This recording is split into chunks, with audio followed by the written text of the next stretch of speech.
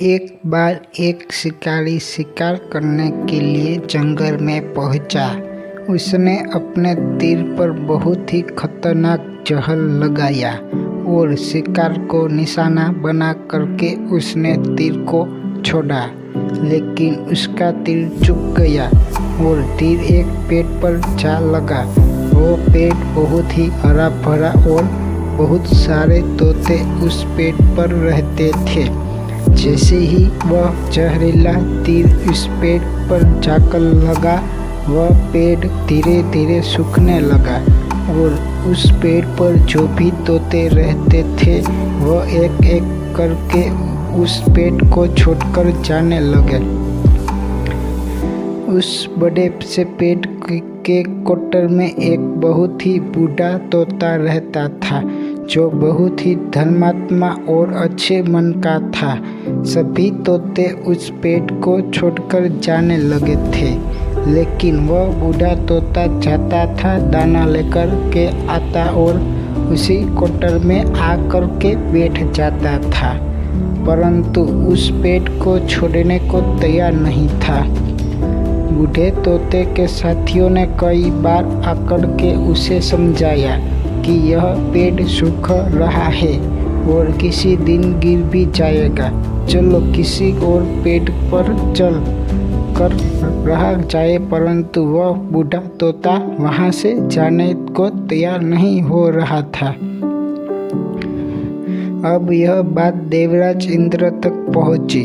उन्हें बताया गया कि एक तोता है, वह जिस पेड़ पर रहता है उस पेड़ पर एक ही जहरीला तीर लगने के कारण सूखने, गिरने और खत्म होने के कगार पर आ पहुंचा है और एक बूढ़ा तोता अभी भी वहीं पर रह रहा है। वह दाना लेकर आता है और वहीं पर रहता है। जब इस जंगल में बहुत सारे पेड़ हैं, लेकिन वह उसे पेड़ पर रह रहा है।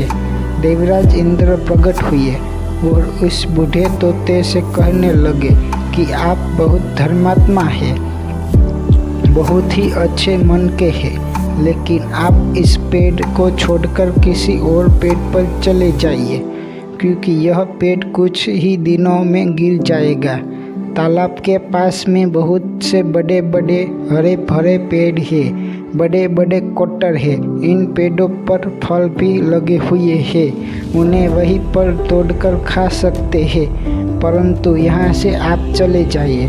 तोता बोला, माफ़ कीजिएगा, इस पेड़ ने मुझे जीवन दिया है, शिकारियों से मेरी रक्षा की है, हर मौसम में मेरे साथ रहा है। यह कोटर मेरा घर है, यह मेरा पहला बड़ा हूँ। इस पेड़ को मैं छोड़कर कैसे जा सकता हूँ? इस पर संकट आया है तो क्या मैं इसे छोड़कर चला जाऊँ? मैं ऐसा कभी नहीं कर सकता। देवराज इंद्र तोते के इस बात से बहुत ही प्रसन्न हुए। इन्होंने तोते से कहा, मैं आपके इस बात से बहुत ही खुश हूँ, मांगो जो आपको मांगना हो।